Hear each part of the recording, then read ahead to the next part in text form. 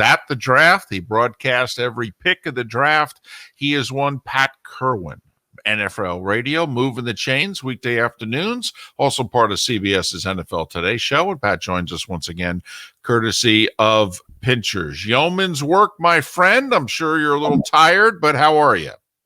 I'm doing fine. It's over. And it's really months. For me, it's months of preparation, but for the guys in the NFL, it's years of preparation. They're overlapping and they're working all the time. So I'm sure there's some relief there. This is when personnel people and scouts get fired or get extended. So their anxiety is going to start to crawl into their lives again right now. But it was fine. And I think, I always have to battle Gil Brandt on the top 100. I got to 94 out of 100 this year, but it's still not enough to beat Gil. I think he had 96. So it never ceases to amaze me. I can never catch the guy, no matter what. What was your first all blank moment of the draft, Pat?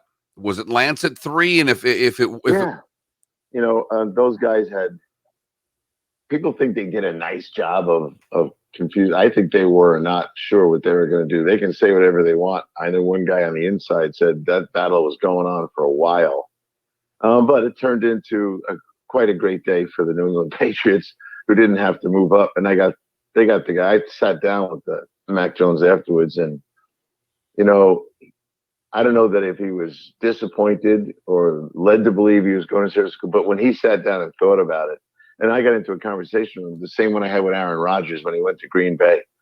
I said, it doesn't really matter. You went to the perfect place for you. You watch, your career is going to take off. So he was in good spirits. I think New England was in great spirits. But yeah, the Trey Lance thing, what did it do? It secured Jimmy Garoppolo for a year and maybe longer to get that guy ready, because he still hasn't had a 2-minute drill. He's only played from behind once, and he's played less than 20 games. So it's interesting. I don't think it was a consensus pick. I think it was the one that won out finally. I think there were some strong people in there that were thinking a different direction. Fields ends up with the Bears, and you think about where their draft position was coming in. They were not in a good spot, and they didn't have a ton of picks, and they didn't have a ton of capital, and they don't have any cap room. And yet they come out of this draft with the first and a second round pick, which I think would have been a dream to their fan base. Well, their fan base has already got an anxiety attack. Yesterday was with my brother, who's a high school football coach in Chicago for 35 years, and 2 of his assistants. And the very first thing out of their mouths, this is 3 guys that follow the Bears closely. 2 of them played in the Big Ten, my brother being one of them. Those guys were like, I don't want to hear that Justin Fields isn't starting opening day. Nobody wants to see Andy Dalton. And right away, the Bears released news. Well, Andy's still our starter. Now they can change their mind, but what they wanted to hear, and they do represent a lot of people's opinion, was we want to hear just what Cincinnati said when they took Joe Burrow. He's our starter.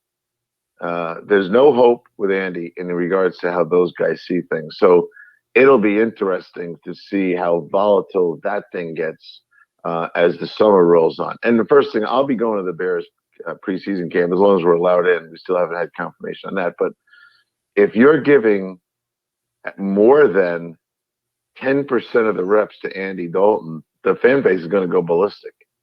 They don't want to see that. They want this kid getting all the reps, and they want that kid on the field. As one guy, not my brother, said, the only hope we have is that Fields is playing, and we will accept interceptions, losing. We don't want to see journeyman anymore.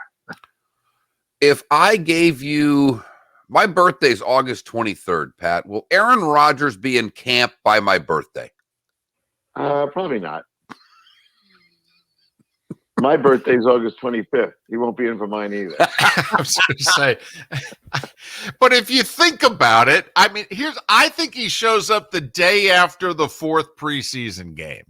Like, that's Saturday. He shows up that weekend. Hey guys, how you doing? Blah, blah, blah. And then, they practice. It's a normal week. He knows the plays. I mean, he's going to have a new center. What, 2 hours of practice and snaps underneath the new fanny? I mean, come on, let's go. Yeah.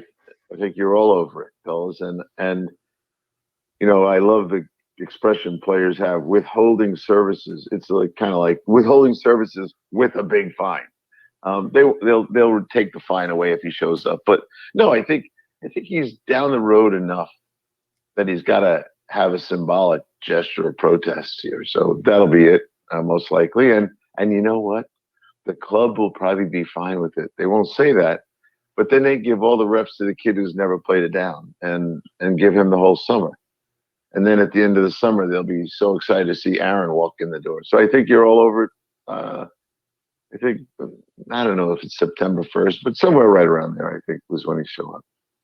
All right, let's cover some of the close fan bases to where the three of us are right now. Your thoughts on the Dolphins draft? I thought, I was grading it as we went. I thought after Friday night, so 3 rounds were in the books, they were on my list of good teams. I thought they were doing a very nice and how they, look, this is the big experiment that's been going on since they dumped all those good players and started, saying we're going to win with the draft. We're going to draft 1 million guys. And they got good pretty quickly. So when you think about how fast they turned it around, I think you got to start getting excited about what they were doing. So Waddle, fine. Rousseau, a little bit of a risk, but not that much of a risk. You just play him situationally. Javon Holland, an opt-out guy. I'm not a big Notre Dame fan of the tackle. I think he's okay. Hunter Long, I thought there were other tight ends. So as the day went on, you started to think. But here's what I said on Thursday night and Friday night. Get rid of your third-day picks, package them up, and get into Friday. I thought the second and third round still had a lot of good players. I wouldn't be wasting a lot of time with the guys that were below that. And then when you looked at college free agency, I had a coach that called me yesterday. He was so damn excited because he saw good players all over the place. But I wasn't really. Miami started out great. How could they not? And then they had a lot of picks, but they have 5 picks in the first 2 days. David, 1, 2, 3, 4, 5 of them. I thought 3 to 4 were fine, good enough. All right, the Bucks. There are people that are just in love with the fact that they took Trask. David's a Trask fan. I don't know if you're a Trask lover, but like the fact that Tampa went and got him where they did. I agree with it for what it's worth. Your thoughts on the Bucks? Well, I love Joe Tryon. I thought that was a really good, solid football player. And so he'll be a factor, and that kind of leverages the future with the pass rusher on one side anyway. So Joe will be great. I'm a big fan of Kyle Trask, and I've had many, many arguments with people and discussions with guys like Phil Simms, long ones. I had a long one with him on Friday morning. He goes, "You and your Trask," because he listens to the show, and he goes, "You sure?" I said, "Yeah, I'm sure." And I'm thinking, there's a quarterback that almost was perfect in a Super Bowl, and we're arguing about it.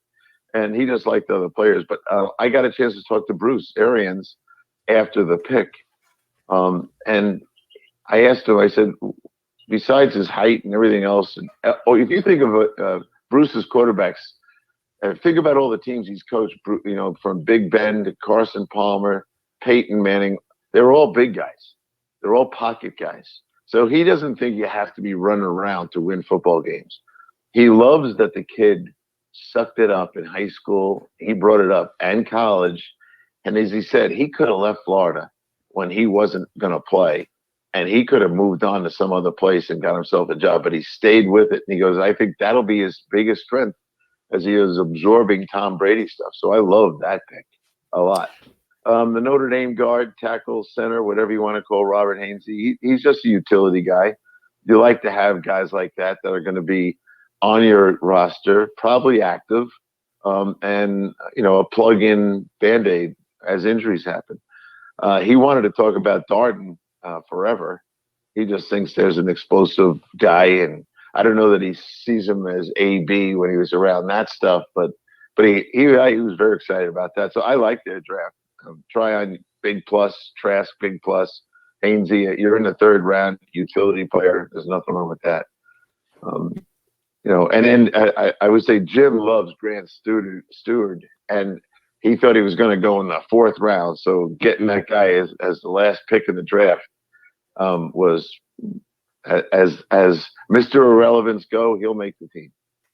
He's Pat Kirwan, moving the chains weekday afternoons on NFL Radio, also part of CBS's NFL Today show. Pat joining us once again, courtesy of Pinchers, from Tampa to Key West and many points in between, with 8 locations in Southwest Florida. Pinchers, because you can't fake fresh. How'd you think Urban and Trent Baalke did their first draft? It's Urban's first ever draft. How'd the Jags do? Oh, well, the first pick was easy. Everyone knew that was happening, and it should.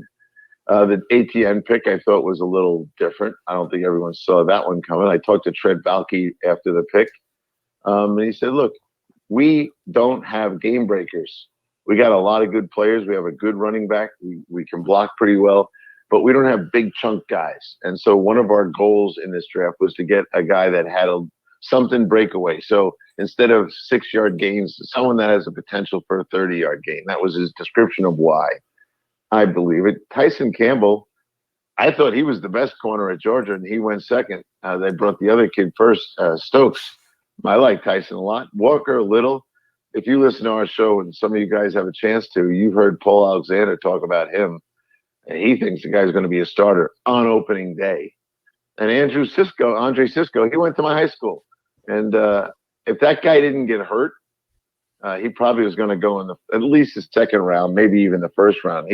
He's a ball hawking guy. So of the 3 Florida teams, I like their draft the most. Is there a team? Which teams are you scratching your head the most about after the draft? Who disappointed again?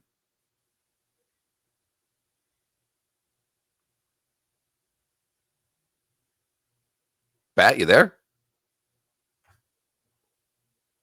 I don't think so. No, he's there. This is Pat. There we go. Sorry about that. Yeah, that's it. Okay. I've got a phone issue going on. That's on me. For whatever reason, to let everybody know, literally my Bluetooth headphones that are being charged in downstairs just somehow picked up Pat.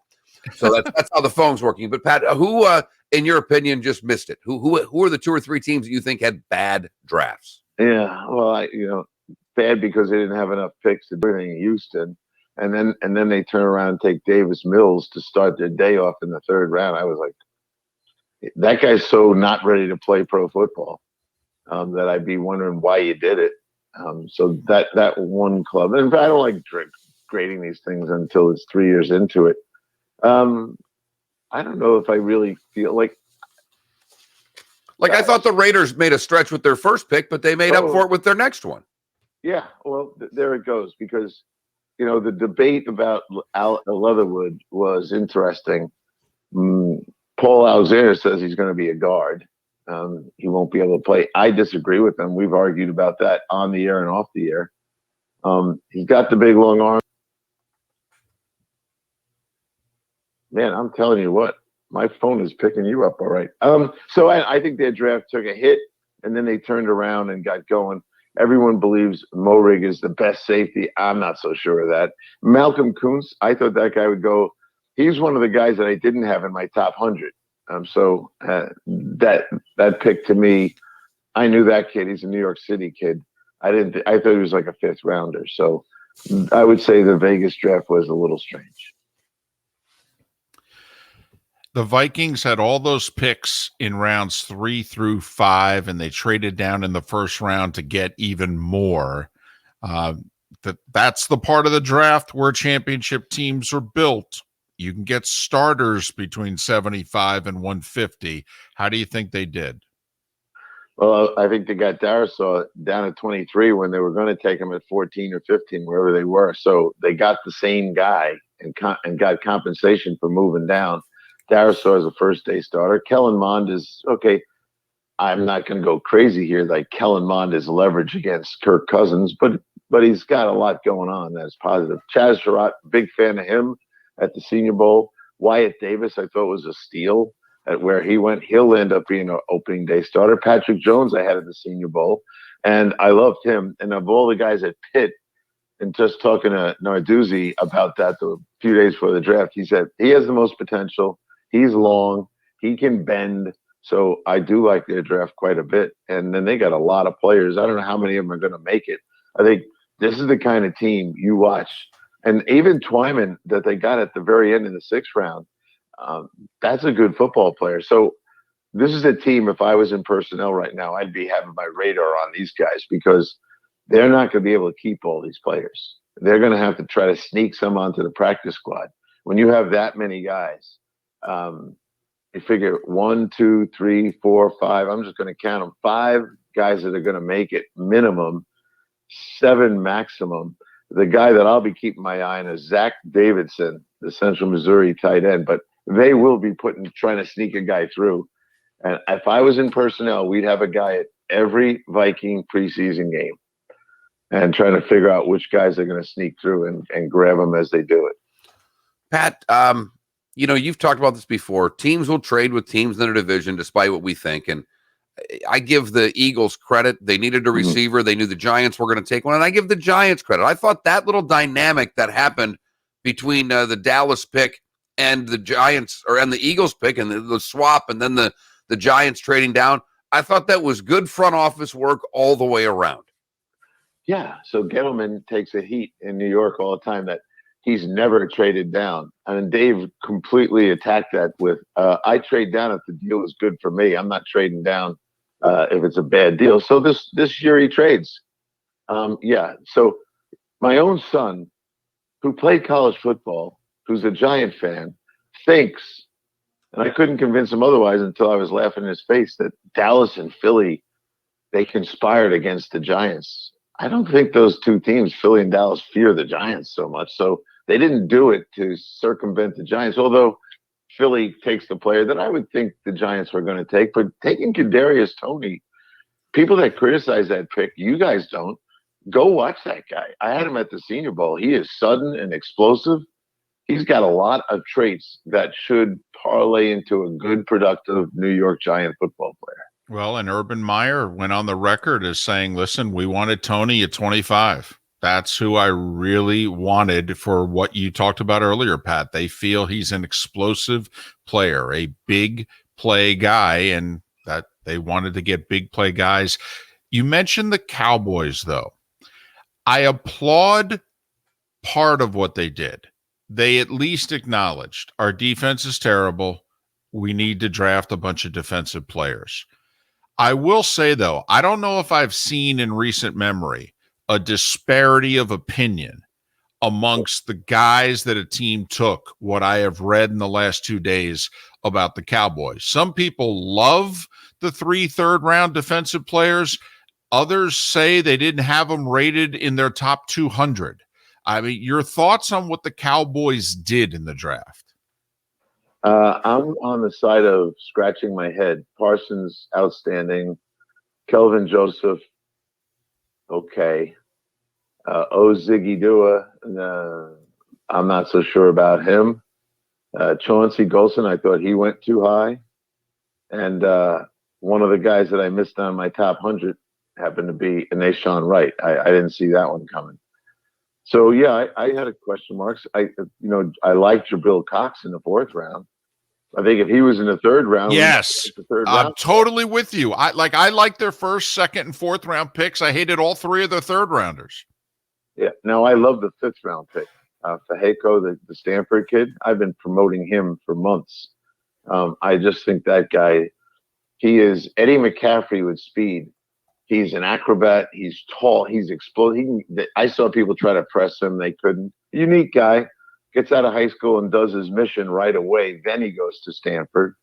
There were things about him. His measurables and his traits are ridiculous. He's got everything you want. In a draft that was full of short receivers, this guy was a bargain in my mind in the 5th round. So do like him. The rest of it. I know the big corner from South Carolina. That'll be interesting to see what they do with him. You're going to play a lot of press. You probably like him.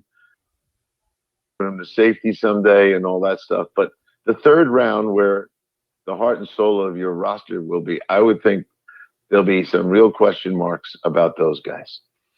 Pat, I've had a bunch of Colt fans. We just asked people today to give us what they think their team did. Give their draft grade, because it's kind of fun listening to everybody give A's and B's. And I've literally looking at all these texts from Colts fans giving them an A. They got the Michigan kid in round 1. They needed a tackle, I thought, didn't get one. What do you think about what the Colts did? Yeah, I would have taken an offensive tackle. Now they say Sam Tevi is going to be good enough. That's probably true. He played a lot last year and did a good job protecting Herbert, who, Herbert's mentally, I think the guy's going to be great, but he's still, a half a second off on his decision making because he's a kid. So Sam had to block it. Nice job. But I would have been taking a tackle. Quiddy Pay, I still have to keep asking myself, and they're going to answer it for me. What position is that guy? I talked to him after the draft, and it was fun. He's a great kid, and his stories. But it'll be interesting to see how impactful he is. So when I hear, well, they don't need Justin Houston now, are you kidding me? You don't need Justin Houston because you took Quiddy Pay? I don't think so. Granson, I thought, was going to be almost a free agent, down at the 7th round area. Sean Davis, okay, you're in the 5th round, no big deal. The quarterback from Texas, I didn't think he was going to get drafted, tell you what I know. So the rest of it, now the Charleston wide receiver, he was on my long shot list, and I thought he'd get drafted, and he got drafted right about where I thought he'd get drafted. So I don't know. I look at the draft and say a lot to prove here, and a lot of pressure on Sam Tevi. Pat, when you look now that free agency, for the most part, I mean, there are going to be some guys released and there could be some post June 1st deals and what have you. But, 95% of the offseason is now complete. Do the Cleveland Browns have the best roster in the AFC North? Oh, do they? Again, I talked to Stefanski after the first round. He came over and we spent a bunch of time just shooting the breeze. I have a personal relationship with him, and then we got him on the air for a while. We did about 20 minutes live, but I talked to him for a long time. He's pretty darn excited about his football team.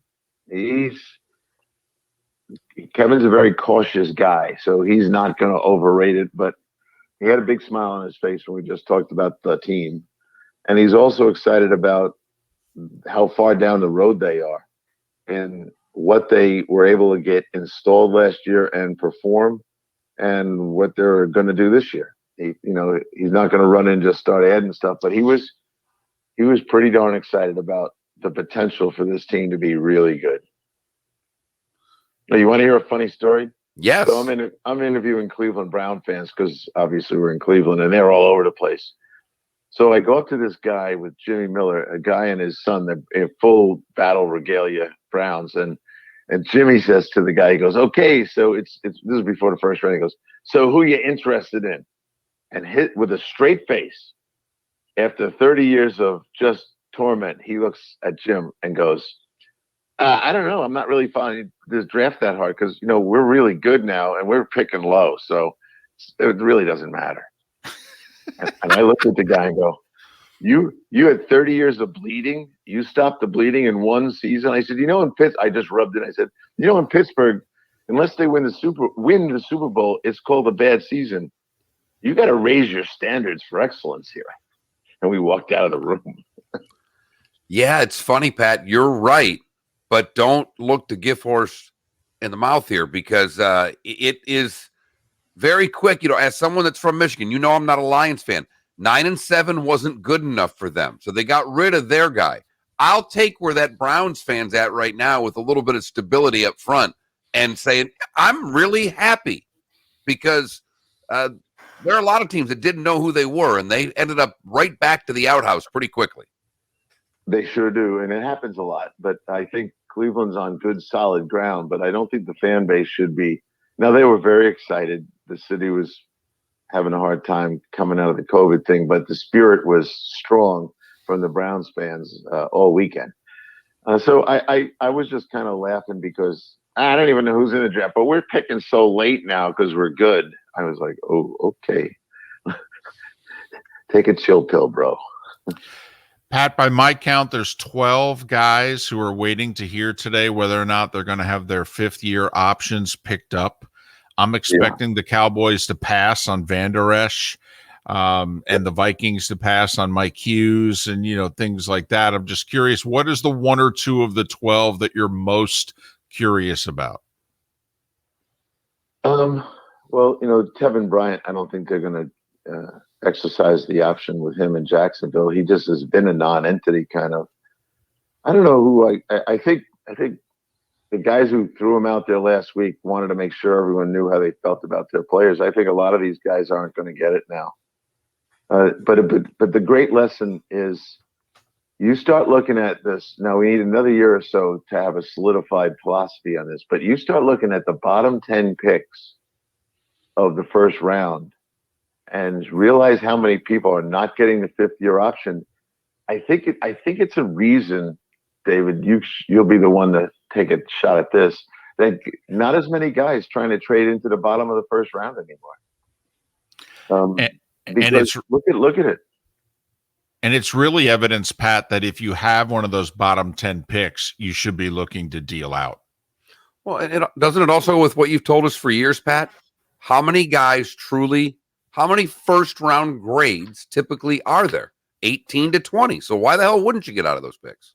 Right. And so, we get the fifth-year option. But if you start looking at it, the bottom, you start asking yourself, well, how many guys are getting it?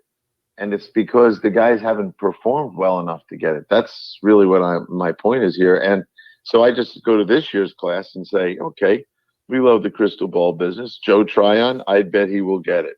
Jason Oweh, I'll bet no. Greg Rousseau, no. Eric Stokes, no. Peyton Turner, no. Rashad Bateman, maybe. Greg Newsome, yes. Travis Etienne, running back, maybe not. Najee Harris, stay healthy, maybe. But you can already look at this class and start thinking, I wonder how many of those guys are going to get a fifth-year option. And you start realizing that there's a pattern here, and these GMs will study everything.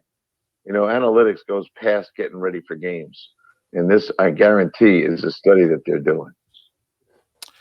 Pat, as always, appreciate your time and your insight. Try to rest up today. Make sure you're ready for 3:00. Great job over the weekend, by the way. Thanks a lot. And, it's always an honor to do the draft. And as long as Sirius keeps asking me to do it, I'll keep getting ready. But I will tell you this. I did not do one thing yesterday that involved football. Good. There you go. The only thing I will say, you didn't answer any Browns questions yesterday, huh? Except my brother on the beach who ruined my day. Wanting to know. It always starts like this. I know you don't want to talk about football, but and here he'll be talking about football at 3:00 today. Moving the chains. Pat Kirwan, Jim Miller. Pat joining us once again, courtesy of Pinchers. Pat, be well. Take care, guys. Thank you for having me.